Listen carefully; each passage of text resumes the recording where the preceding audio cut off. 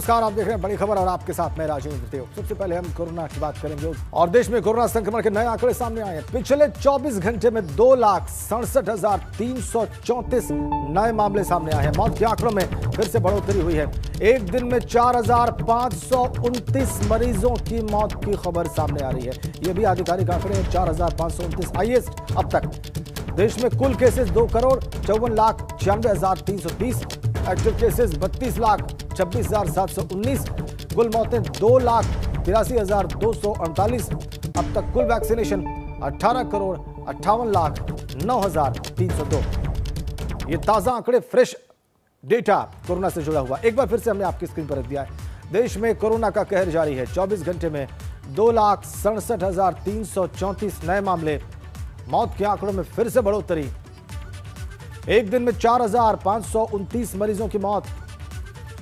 आज डिस्चार्ज जो मरीज हैं उनकी संख्या है 3,89,000 से ज्यादा। कुल केसेस भी 2,54,96,000 से ज्यादा। एक्टिव केसेस है इस वक्त देश में 32,26,000 से ज्यादा और कुल डिस्चार्ज मरीजों की संख्या है 2,19,86,000 से ज्यादा। इसी तरह से कुल मौतें रिकॉर्ड पर हैं 2,83,000 से ज्यादा। 18,58,09,000 से ज्यादा लोगों को वैक्सीनेट भी किया जा चुका है अब तक। तो देश में कोरोना का कहर जारी, कोरोना की दूसरी लहर का कहर जारी।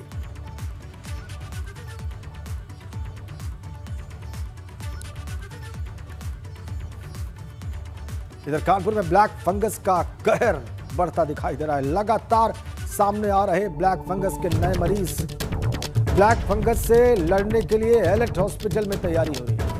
एलर्ट हॉस्पिटल को 30 इंजेक्शन मिले हैं ब्लैक फंगस से लड़ने के लिए, ब्लैक फंगस के इलाज के लिए। कानपुर के एलर्ट हॉस्पिटल को 30 इंजेक्शन दिए गए।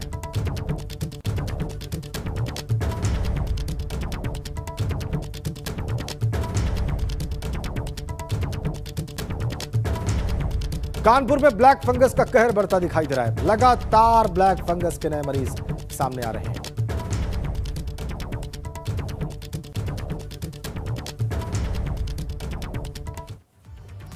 अब बड़ी खबर लखनऊ से है। भूतपूर्व सैनिक ने मुख्यमंत्री योगी से गुहार लगाई है। बेटे के इलाज के लिए मुख्यमंत्री योगी से गुहार लगाई है भूतपूर्व सैनिक ने।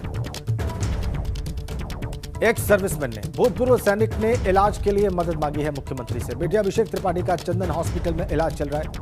पोस्ट कोविड समस्या से वेंटिलेटर पर पहुंचा है अभिषेक। कोविड के इलाज के दौरान अभिषेक की किडनी प्रभावित हुई।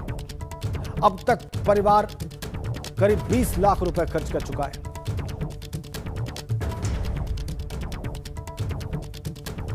पोस्ट कोविड समस्या से वेंटिलेटर पर पहुंचा अभिषेक। इसी की ट्रीटमेंट के लिए, इसके इलाज के लिए मदद मांगी है भूतपूर्व सैनिक ने। मुख्यमंत्री योगी से गुहार लगाई है मदद की। लखनऊ से बड़ी खबर। और अब बात शामली की। कोरोना के बढ़ते प्रकोप के बीच गन्ना मंत्री सुरेश खन्ना ने 3 नगर पंचायतों में नगर पंचायत कर्मचारियों और स्वास्थ्य विभाग के अधिकारियों के साथ बैठक की और कोरोना संक्रमण से जन सहभागिता कर निपटने की अपील की। उन्होंने कहा कि संक्रमण के दौरान ऐसी जगहों पर भी सैनिटाइज कराया जाए जहां पर स्प्रे टैंक आदि नहीं पहुंच पाते। सुरेश खन्ना ने कहा कि कोरोना से लड़ाई के लिए जन सहयोग आवश्यक है।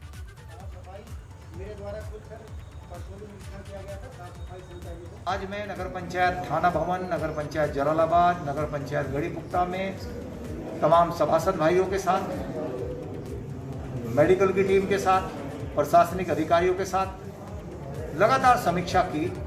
चूंकि निगरानी समितियों में सभासद भी हैं और ये लगातार परिश्रम करके अपने वार्ड में जाकर के सैनिटाइजेशन का, जो माननीय मुख्यमंत्री जी की मंशा है, स्वच्छता का और दवाई का, सफाई का, सारे अभियान का नेतृत्व कर रहे हैं। इसलिए समीक्षा के लिए मैंने सारे सभासद भाइयों से बातचीत की। और अब बात श्रावस्ती की। श्रावस्ती में एबीपी गंगा की खबर का असर हुआ है। श्रावस्ती में गांव में हो रही मौतों की खबर दिखाने के बाद स्वास्थ्य विभाग ने संज्ञान लिया है। स्वास्थ्य विभाग ने खबर को संज्ञान में लेते हुए आनन फानन में गांव में स्वास्थ्य टीमों को रवाना किया और लोगों की जांच कराई। आपको ये भी बताएं कि दुर्गापुर केपी गांव, जहां पर एक पखवाड़े में तकरीबन 5 से 6 मौतें सर्दी और जुकाम से पीड़ित लोगों की हुई थी। असधई पूर्वा और गढ़पुरवा में सर महामारी थी और घर घर जाके हमारी स्वास्थ्य विभाग की टीम ने आज जांच किया है। प्रधान जी, आपकी ग्राम सभा में कितने लोग इसकी चपेट में आए और कितने लोगों की मौत हुई है? सर, अब जांच हुई है, जांच में तो एक पॉजिटिव निकले हैं, लेकिन 70% के आसपास लोग सर सर्दी जुकाम बुखार से पीड़ित हैं। और सर 7 लोग जो एक्सपायर हुए हैं वो सर सर्दी जुकाम बुखार से, फिर उसके बाद उनका ऑक्सीजन लेवल कम हो गया था, तब वो एक्सपायर हुए हैं। तो श्रावस्ती में प्रशासन कोरोना के प्रति लोगों को जागरूक करने में लगा है। इसी सिलसिले में पंचायती राज विभाग गांव-गांव जाकर लोगों को माइक के जरिए जागरूक कर रहा है। इसी क्रम में विकास भवन में कोविड टीकाकरण साप्ताहिक जागरूकता कार्यक्रम के तहत एक गाड़ी की गई जो गांव-गांव जाकर लोगों को जागरूक करने का काम कर रही है। ये देखिए कैसे हो रहा है ये काम। ये गाड़ी गांव-गांव जाकर लोगों को जागरूक करने का काम कर रही है। तो गांव के लोगों को जागरूक करना एक चुनौती है निश्चित रूप से व्यवस्था के सामने, और इस दिशा में प्रयास किया गया है श्रावस्ती में। हो सकता है कि ये उदाहरण बने दूसरे ग्रामीण क्षेत्रों के लिए आने वाले दिनों में।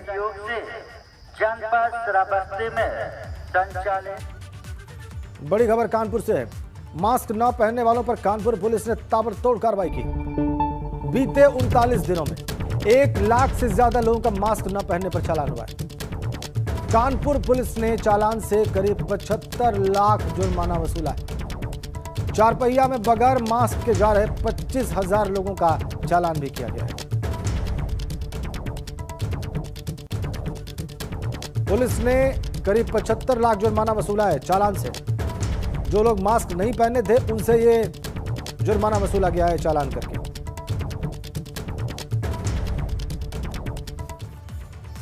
और ताउते तूफान का उत्तर प्रदेश में भी असर दिखाई दे रहा है। राजधानी लखनऊ में मौसम का मिजाज बदला हुआ है। लखनऊ में सुबह से ही बारिश हो रही है। नोएडा में भी सुबह से बारिश हो रही है। दिल्ली में भी सुबह से बारिश हो रही है। उत्तर भारत में ताउते तूफान का असर दिखाई दे रहा है सुबह से, बल्कि कल शाम से ही मौसम बदला हुआ है। बारिश रुक रुक कर हो रही है, कहीं पर मुसलसल हो रही है, और ऑरेंज अलर्ट जारी है उत्तर प्रदेश के कई जिलों के लिए। ताउते तूफान का असर दिल्ली, नोएडा, लखनऊ और उत्तर प्रदेश के तमाम जिलों में। 4 जगहों की तस्वीरें आप देख रहे हैं इस वक्त। पहली तस्वीर दिल्ली की, सुबह बारिश हुई। नोएडा में भी ऐसा ही हाल है, सुबह से रुक रुक कर बारिश हो रही है। यूपी की राजधानी लखनऊ में भी सुबह से बरसात हो रही है। संगम नगरी प्रयागराज में भी मौसम का मिजाज बदला हुआ है।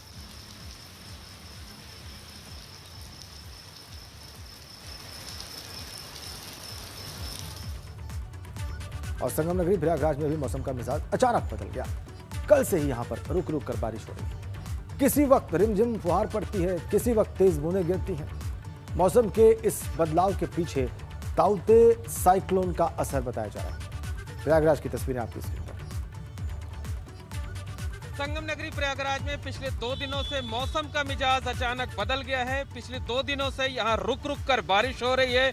किसी वक्त रिमझिम फुहारें पड़ती हैं तो किसी वक्त तेज बूंदें गिरती हैं। मौसम के इस बदले हुए मिजाज ने वातावरण को एकदम सुहाना कर दिया है और इसने उमस भरी गर्मी से जूझ रहे लोगों को खासी राहत दी है। पिछले 1 हफ्ते से प्रयागराज में जबरदस्त गर्मी पड़ रही थी। दिन के वक्त आसमान से आग बरसती थी तो शाम होते ही उमस भरी गर्मी लोगों को बेहाल कर देती थी। लेकिन पिछले 2 दिनों से जैसे ही मौसम बदला है वैसे ही यहाँ के लोगों को खासी राहत मिली है। लोग कोरोना के वक्त में जो दोहरी मार झेल रहे थे, एक तो कोरोना की और दूसरी गर्मी की, उससे उन्हें राहत मिल गई है। लोग काफ़ी खुश हैं। पूरे दिन जो है आसमान में बादल छाए रहते हैं और जब बारिश होती है तो मौसम काफ़ी सुहाना हो जाता है। मौसम के इस बदलाव के पीछे ताउते साइक्लोन का असर माना जा रहा है और दावा ये किया जा रहा है कि मौसम की ये मेहरबानी अगले 2 से 3 दिनों तक और जारी रहेगी। तो साफ तौर पर कहा जा सकता है कि ताउते साइक्लोन ने देश के कुछ हिस्सों में भले ही ज़बरदस्त तबाही मचाई हो, लेकिन संगम नगरी प्रयागराज में वो लोगों को राहत पहुंचा रहा है, आसमान से राहत की बूंदें गिरा रहा है और इससे लोग काफ़ी खुश हैं। मोहम्मद मोइन, एबीपी गंगा, प्रयागराज। और अब आपको ताउते तूफान से सबसे ज्यादा प्रभावित 3 राज्यों के हालात 8 तस्वीरों के जरिए दिखाते हैं, जहां पर तूफान ने बहुत तांडव किया। महाराष्ट्र और गुजरात में तूफान ने ज्यादा तबाही मचाई है। राजस्थान में भी तूफान को लेकर अलर्ट जारी किया गया है। 8 तस्वीरें हैं इस वक्त आपकी स्क्रीन पर पूरे देश की। अमरावती, तूफान से तबाही देखिए आप। अमरेली गुजरात में, राजकोट गुजरात में, सूरत में, सौराष्ट्र में, गुजरात की तस्वीरें आप देखिए। इसके अलावा महाराष्ट्र के विरार की तस्वीरें, दहीसर महाराष्ट्र की तस्वीरें भी आपकी स्क्रीन पर हैं। एनडीआरएफ कैसे अपना काम कर रही है, राजस्थान की तस्वीर भी आपकी स्क्रीन पर है।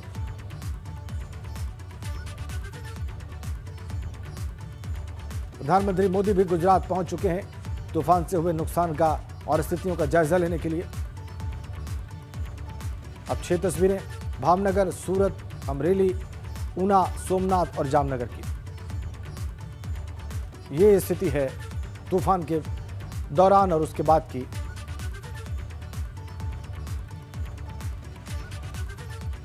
बड़ी खबर बदायूं से, पूर्व जिला पंचायत सदस्य पर हमला हुआ है। पुलिस ने आरोपी दयाराम को गिरफ्तार कर लिया है। मामूली से विवाद के बाद आरोपी ने फायर किया। पूर्व जिला पंचायत सदस्य के चेहरे पर छर्रे लगे। वजीरगंज थाना इलाके के चिंजरी गांव का यह सारा मामला है।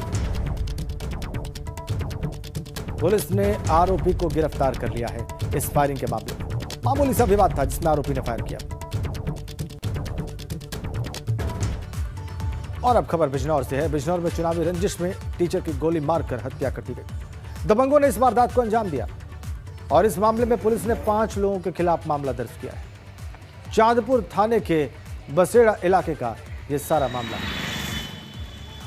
जनपद बिजनौर के चांदपुर थाने के बसेड़ा गांव में रात्रि में संजय नाम के एक व्यक्ति की लगभग 36-37 वर्ष के थे अजब सिंह, जो पूर्व प्रधान भी हैं, हिस्ट्री सीटर भी हैं, गोली मार करके हत्या कर दिया। अपने बेटे एवं 3 अन्य लोगों के साथ में नामजद अभियुक्तों में से 3 को हिरासत में ले लिया गया है। पूछताछ किया जा रहा है। 2 की गिरफ्तारी के लिए टीमें लगा दी गई हैं।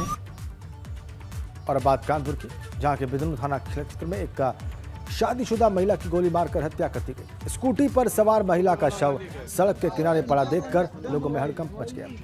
आनन फानन में लोगों ने इस मामले की जानकारी पुलिस को दी।